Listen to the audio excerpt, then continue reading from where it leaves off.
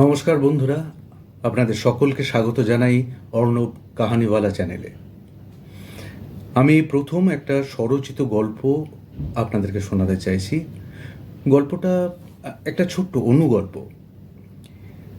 এই গল্পটা যদি আপনাদের কারোর ভালো লাগে, আমার সকল নাট্যপ্রেমী বন্ধুদের বলছি, যদি আপনাদের কারোর ভালো লাগে, যদি আপনাদের মনে হয় যে এটা আপনারা মঞ্চস্থ করতে পারবেন, তো আমার সঙ্গে যোগাযোগ করতে পারেন এই স্ক্রিপ্টের জন্য।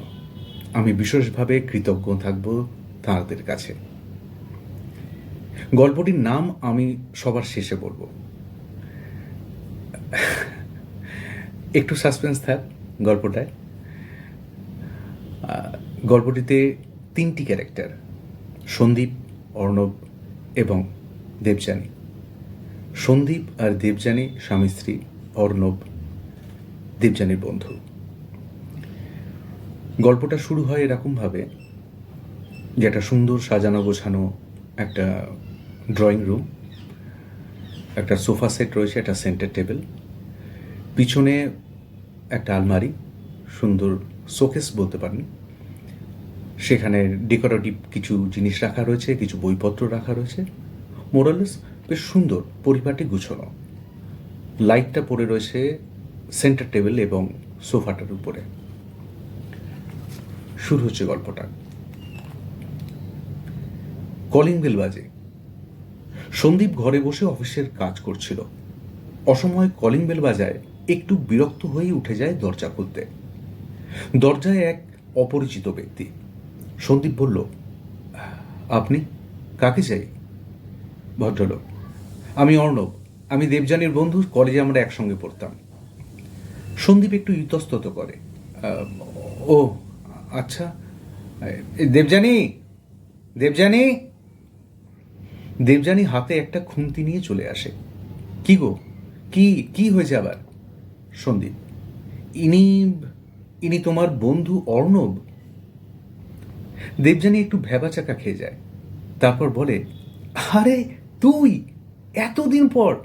কোথায় ছিলিস এতদিন? কোনো যোগাযোগ নেই, কিছু নেই। আচ্ছা, আমার ঠিকানাটা পেলি কোথা থেকে? সন্দীপ, ওনাকে কি গেটের বাইরে রেখেই সব কথা বলে ফেলবে নাকি? দেবযানী, আরে না না না, আয় আয় আয়, ভিতরে আয়, বস এখানে, আমি আসছি, দাঁড়া। দেবযানী ভিতরে যায়, খুন্তিটা রেখে একটু ফ্রেশ হয়ে আসে। কি রে, চুপচাপ বসে আছিস যে, কিছু বল, কতদিন পর দেখা। অর্ণব, সত্যি কি অনেকদিন পর? দেবযানী এবার একটু ঘাবড়ে যায়। আচ্ছা যাক, তোর স্বামীর সাথে আগে পরিচয় তো করিয়ে দে।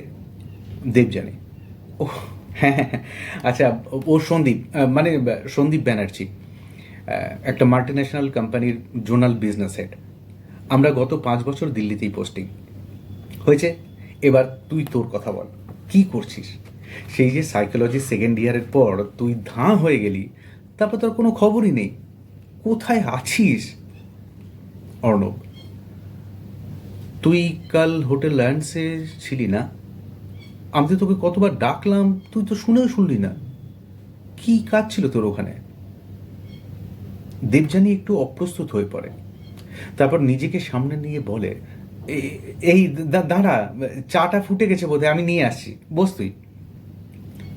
সন্দীপের একটু খটকা লাগে হঠাৎই হাওয়া বদলের জন্য। সন্দীপ বলল, আরে তোমরা বসো না, আমি নিয়ে এসছি চা। সন্দীপের এই কথায় দেবযানী একটু আর চোখে তাকায় সন্দীপের দিকে, তারপর বলে, আরে তোমরা বসো, তোমরা বসো, আমি এক্ষুনি যাবো আর আসবো। সন্দীপ অর্ণবকে বলল, দেখুন, এত বছর পরেও আমাকে ওই ঘরটা ঠিক ভরসা করতে চায় না। আসলে সত্যি কথা বলতে কি, আমি ওই ঘরের কাজগুলো ঠিক গুছিয়ে করতে পারি না, জানে তো। আর দেখুন, আপনাদের এতদিন পর দেখা, তাই আমি ভেবেছিলাম আপনাদের একটু স্পেস করে দেবো আর কি, বাস। অর্ণব স্মিত হাসে। চোখের পলক পড়তেই দেবযানী চায়ের ট্রে নিয়ে বসার ঘরে হাজির। নে, এইবার বল, তোর খবর কি, কি করছিস? না থেমেই পুরনো দিনের কথায় পৌঁছে যায়। এই, তোর সেই টিকে বাসু স্যারের কথা মনে আছে? আরে যাকে তুই টেকো বাসু বলতিস, আরে এখনো কি তুই ওনার গলা নকল করে কথা বলতে পারিস? বল না রে একবার, প্লিজ। সাথে সাথেই অর্ণব একটি বিশেষ টোনে কথা বলতে থাকে। হ্যাঁ, সবাই চুপ করে বসো, কোনো কথা বলবে না। আরে আমার জ্বালাতন করবে না বলছি। আজ একটা দারুণ টপিক পড়াবো তোমাদের। আবার ওখানে কথা বল, চুপ চুপ করে বসো। সাথে সাথেই ঘরে একটা হাসির রোল পড়ে যায়। অর্ণব, তুই কিন্তু বললি না হোটেল লায়ন্সে তুই কেন কালকে গিয়েছিলিস? এই প্রশ্নটার উত্তর এড়িয়ে যাওয়ার জন্য চেষ্টা করছিল দেবযানী এতক্ষণ ধরে, কিন্তু সেই প্রশ্নটা আবার শুনে দেবযানীর মুখের হাসির রংটা হঠাৎ করেই যেন উধাও হয়ে গেল। অবশেষে দেবযানী ওর স্বামীর দিকে একবার আর চোখে তাকিয়ে নিয়ে বলল, দেখ, আমি একটা ওই ছোটোখাটো একটা বিজনেস করছি বুঝলি, তার একটা পার্টি ছিল, ওই সেলিব্রেশন পার্টি, তাই সেখানে যেতে হয়েছিল। ঘরের মহলটা হঠাৎ করে একটু গম্ভীর হয়ে গেল। সন্দীপ, কই, এই ব্যাপারে তুমি তো আমাকে আগে কিছু বলনি। তা কি বিজনেস করছো? বেশ গম্ভীর হয়েই সন্দীপ এই কথাগুলো দেবযানীকে বলল। অর্ণব এই পুরো ব্যাপারটা বুঝতে পেরে হাওয়া বদলের জন্য বলল, এই শোন না, তোকে কিন্তু ওই গোলাপি শাড়িটায় দারুণ লাগছিল। সেই কলেজের দিনগুলোর কথা মনে পড়ে যাচ্ছিল জানিস। কিন্তু কিন্তু তোর ওই থলথলে শরীরটাকে একদম আমি মানিয়ে নিতে পারছিলাম না জানিস তো। এই কথাগুলো ঘরের গুমোট পরিবেশটা একটু হয়তো বদলাতে পেরেছিল। দেবযানী, আমার কথা ছাড়, তুই তোর কথা বল, কি করছিস? বিয়ে টিয়ে করছিস নাকি না? অর্ণব, আরে না না, সংসার টংসার আমার জন্য নয়। সাইকোলজি সেকেন্ড ইয়ারের পর বাবা মারা গেলেন, মা তারপরে হঠাৎ করেই খুব অসুস্থ হয়ে পড়েন। সেই সময় আমি চাকরির খুব চেষ্টা করেছিলাম রে, পাইনি। নেক্সট বছর মা মারা যান, ক্যান্সারের লাস্ট স্টেজ ধরা পড়েছিল। সেই সময়টা আমি আমি সকলের থেকে একেবারে দূরে পালিয়ে যেতে চেয়েছিলাম, পারিনি। দেবযানী, সে কি রে, আমাদের জানাস নাই তো? অর্ণব, না, আর জানানো হয়নি। আসলে ওই সময়টা না আমি আমি একেবারে সেপারেট হয়ে যেতে চেয়েছিলাম জানিস। সন্দীপ, ওহ, খুব টাফ টাইম গিয়েছে তো আপনার উপর দিয়ে। তা এখন? অর্ণব চায়ের কাপের একটা পড়ে থাকা বিস্কুট হাতে তুলে নিয়ে খেতে খেতে বলল, আমি এখন একটা কাস্টমার স্যাটিসফ্যাকশন নিয়ে কাজ করছি, রিসার্চও বলতে পারেন। সন্দীপ, বাহ, ব্যাপারটা তো খুব ইন্টারেস্টিং লাগছে শুনে। তাই এতে কি করতে হয়, মানে আপনি কোনো কোম্পানির সঙ্গে যুক্ত? অর্ণব, হ্যাঁ, ইন্টারেস্টিং তো বটেই, তবে আমি কোনো কোম্পানির সঙ্গে যুক্ত নই, আমি নিজেই কাজ করি। কাস্টমারের যখন কোনো কল আসে আমাকে তাকে স্যাটিসফাই করতে হয়। সন্দীপ, মানে কীরকম ব্যাপারটা, আমার আমার বেশ শুনতে ইচ্ছে করছে। অর্ণব, দেখুন, আমি একজন sex worker by profession.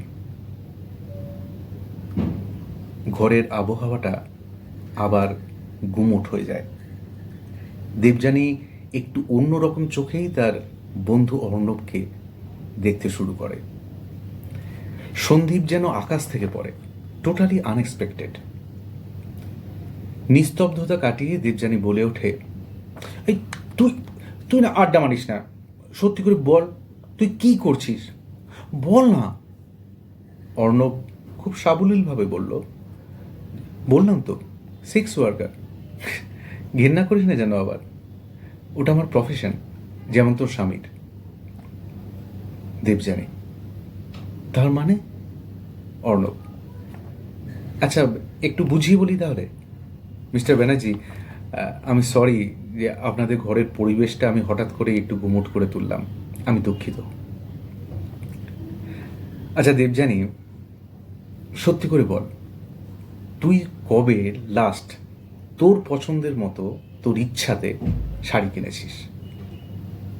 Debjani সন্দীপের দিকে আর চোখে তাকায় এবং বলে, আরে ওর পছন্দ আমার খুব ভালো লাগে, এত সুন্দর সুন্দর চয়েস করে আনে না শাড়িগুলো। উফ! অর্ণব কথাটা কেটে দিয়েই বলে, কথা ঘোরাস না, কথা ঘোরাস না। আমি জানি তুই সাইকোলজির একজন ব্রিলিয়ান্ট স্টুডেন্ট, কিন্তু আমি তোকে যেটা জানতে চাইছি সেটা হলো, তুই তোর ইচ্ছা মতো লাস্ট কবে শাড়ি কিনেছিলিস? দেবযানী চুপ করে যায়। অর্ণব, আচ্ছা ঠিক আছে, বাদ দে বাদ দে। মিস্টার ব্যানার্জি, আমি কিছু পার্সোনাল কোশ্চেন করবো দেবীকে, প্লিজ ডোন্ট মাইন্ড। দেবী, তুই একটা কথা বল, তুই কবে বা কখন তোর ইচ্ছাতে মিস্টার ব্যানার্জির সঙ্গে সেক্স করেছিস, না মিস্টার ব্যানার্জির ইচ্ছাতেই তুই সেক্স করিস? দেবযানী মাথা নিচু করে বসে থাকে, আর চোখে তাকায় শুধু সন্দীপের দিকে। সন্দীপ ব্যাপারটা বুঝতে পেরে বলে ওঠে, অর্ণব, আপনি একটু বেশি প্রাইভেট কোশ্চেন করছেন নাকি? অর্ণব, মিস্টার ব্যানার্জি, এর জন্য আমি তো আপনার কাছে প্রথমেই ক্ষমা চেয়ে নিয়েছিলাম। দেখ দেবী, বেশিরভাগ মেয়েদের ক্ষেত্রেই এই সেকেন্ড কেসটাই ঘটে। তারা তাদের ইচ্ছা মতো, তাদের যখন পছন্দ, তাদের মতো করে তারা তাদের স্বামীকে ভালোবাসতে পারে না। তাদের মনের মধ্যে একটা ক্ষোভ থেকে যায়, এই ক্ষোভটা তারা পুষতে থাকে, এইভাবে তারা ভিতরে ভিতরে মরতে থাকে এবং একটা সময় তারা মেনে নেয় যে তারা একটা রক্ত মাংসের শরীর ভিন্ন, আর কিচ্ছু না, মন প্রাণহীন একটা শরীর।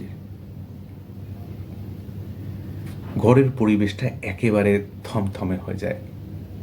দেবযানীও আর অর্ণবের চোখের দিকে তাকিয়েও কথা বলতে পারে না, শুধু আর চোখে তার স্বামীর দিকে তাকায়। কোথাও যেন অর্ণবের কথার সঙ্গে সহমত পোষণ করে দেবযানী তার মনে মনে। সন্দীপ, তার মানে ঘরের বউরা আপনার ক্লায়েন্ট, ঠিক? বাহ বাহ বাবা, ফ্যান্টাস্টিক। সেন দৃষ্টিতে তাকায় দেবযানীর উপরে এবং হঠাৎ সোফা ছেড়ে উঠে ঘরের ভেতরে চলে যায় সন্দীপ। অর্ণব, সরি রে, মিস্টার ব্যানার্জি বোধহয় আমার কেসটা একেবারে ডাইজেস্ট করতে পারেনি, কিন্তু এটা ফ্যাক্ট। তোকে একটা কথা বলবো দেবী। দেবযানী মাথা নিচু করে বসে থেকে বলে, বল। অর্ণব, নিজের সত্তাকে কখনো মরে যেতে দিস না দেবী। সবকিছু মানিয়ে নেওয়ার জন্য তুই নিজেকে ছোট করিস না, মাথা উঁচু করে বাঁচ।